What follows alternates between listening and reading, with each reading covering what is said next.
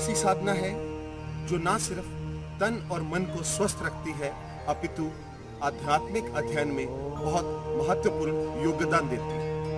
हम सब भारतीयों को इस बात पर गर्व है कि पूरे विश्व में हमारे देश ने योग की ज्योति जलाई। आज अंतर्राष्ट्रीय योग दिवस के मौके पर हम पोद्दार परिवार की तरफ से आप सभी को स्वस्थ तन और मन की शुभकामनाएं देते हैं। आइए इस मौके पर हम सब प्रण लें। देवा भागं यथा पूर्वे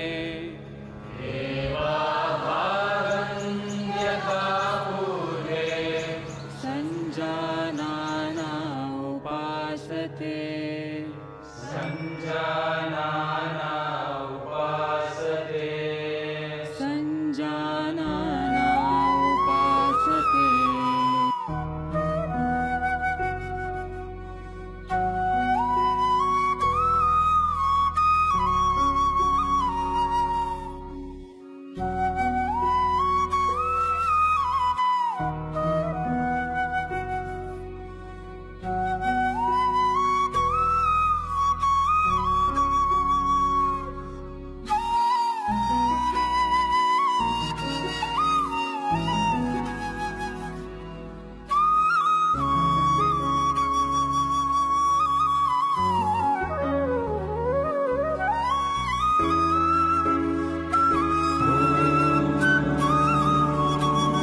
असतो मा सद्गमय तमसो मा ज्योतिर्गमय मृत्योर्मामृतं गमय।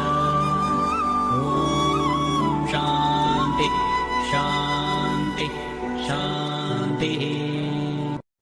योग आसनों में सर्वश्रेष्ठ आसन सूर्य नमस्कार है।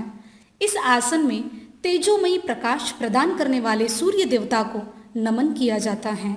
एकाग्रता का बढ़ना और मन शांत रखने के लिए यह आसन किया जाता है।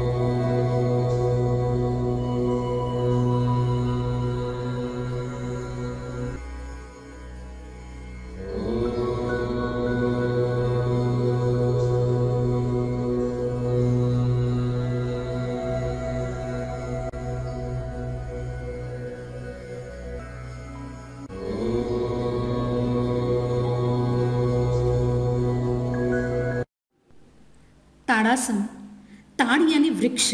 यह आसन छोटे बालकों और छात्रों को अधिक उपयुक्त है। रोजाना यह आसन करने से लंबाई बढ़ती है, बद्धकोष्ठता दूर होती है, साथ ही साथ चिंतन मनन में बढ़ोतरी होने में लाभ होता है। यह आसन शरीर के वजन को संतुलित करने में लाभदायक होता है। दंड स्थिति का यह दूसरा आसन है। इस आसन में शरीर की स्थिति वृक्ष के भांति दिखाई देती है, जिसके कारण ध्यान साधना में बढ़ोतरी पाई जाती है। शरीर समतोल रखना आसान होता है।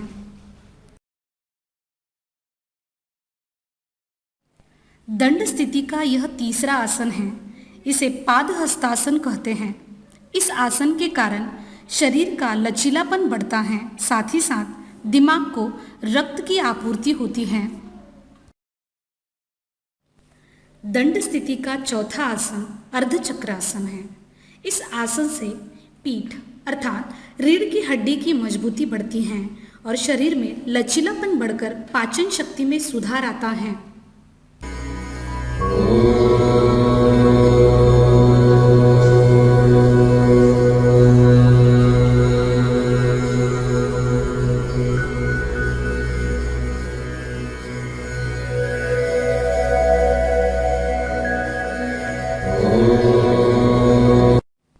दंड स्थिति का 5वां आसन त्रिकोणासन है।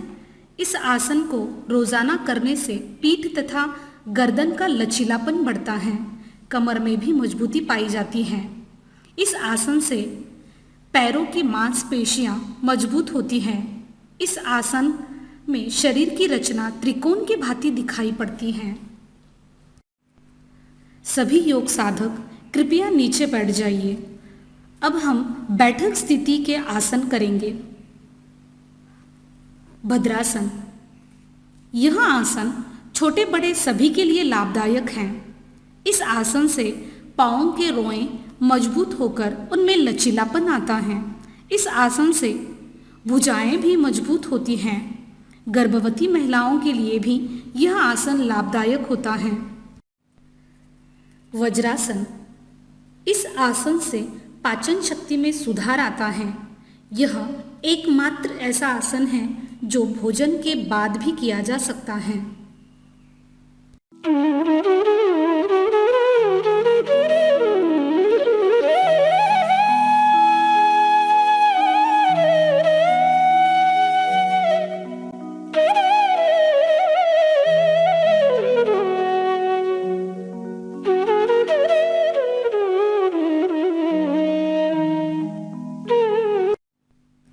अर्ध उष्ट्रासन। इस आसन से श्वसन में सुधार होकर फेफड़ों का कार्य सुलभ होता है। थायराइड जैसी बीमारी पर भी मात करने हेतु यह आसन उपयुक्त है।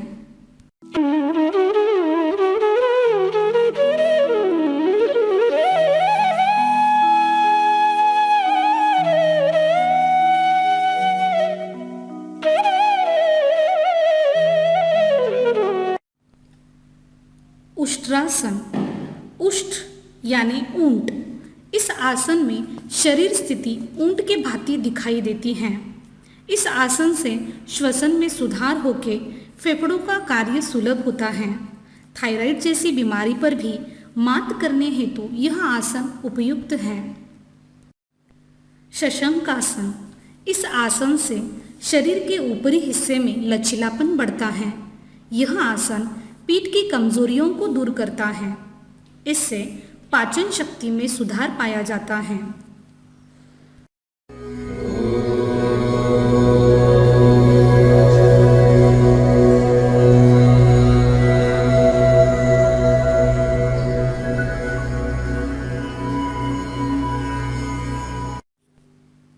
वज्रासन स्थिति में किया जाने वाला यह मंडूकासन है। यह आसन शरीर पर और दिमाग दोनों को शांत रखता है। यह आसन हृदय रोग और मधुमेह जैसी बीमारी के लिए अधिक लाभदायक होता है। वक्रासन। इस आसन से कमर में लचीलापन आता है, भुजाओं में मजबूती आती है, श्वसन प्रक्रिया से जुड़ी सभी बीमारियां कम होती हैं, पाचन शक्ति में सुधार होकर मन शांत रहता है।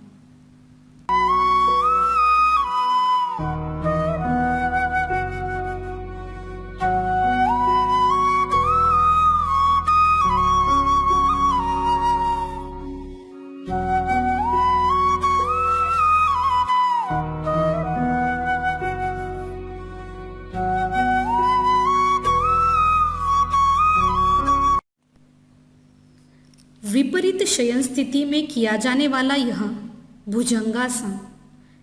इस आसन के कारण फेफड़ों में मजबूती, रीढ़ की हड्डी में मजबूती तथा भुजाओं में मजबूती आती है।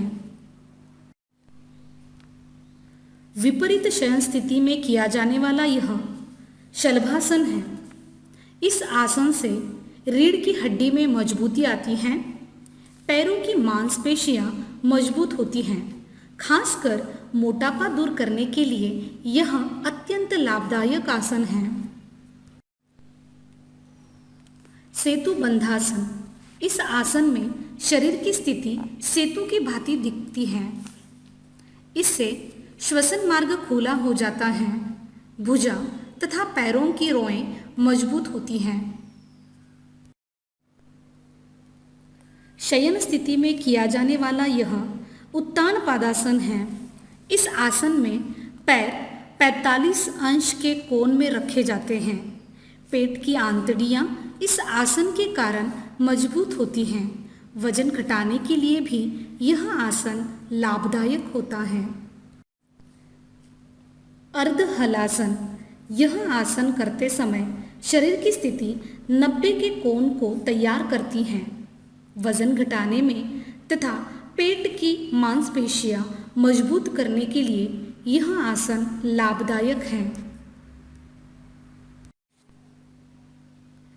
पवन मुक्तासन।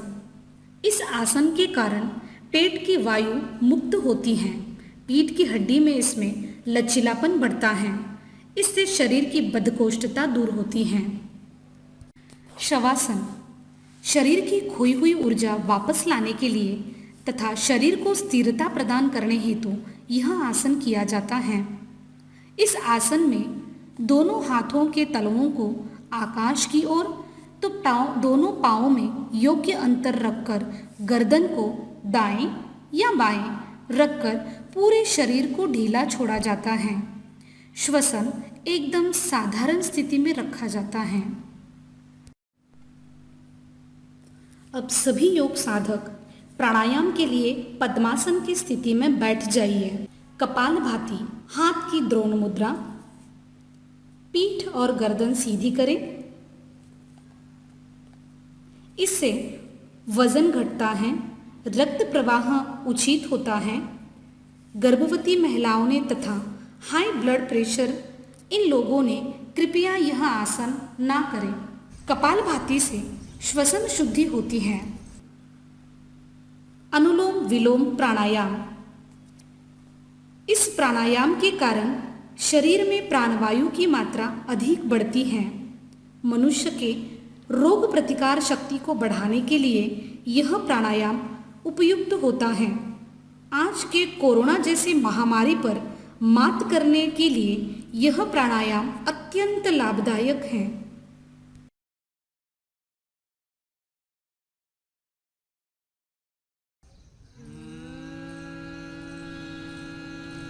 भ्रामरी।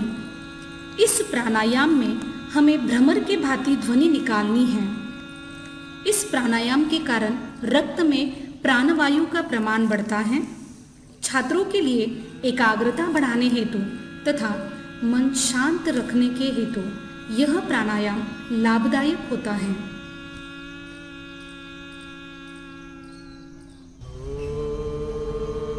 अब आज के योग दिन के अंतिम हिस्से में हम उद्गीत प्राणायाम से अर्थात ओंकार ध्वनि से समापन करेंगे। इस ओंकार ध्वनि से हमें दीर्घ श्वसन के सभी लाभ प्राप्त होते हैं। इससे वातावरण में प्रसन्नता, पवित्रता भर जाती है। अपने दोनों हाथों का घर्षण कर उसकी ऊर्जा अपने आँखों को और शरीर को दे। धन्यवाद।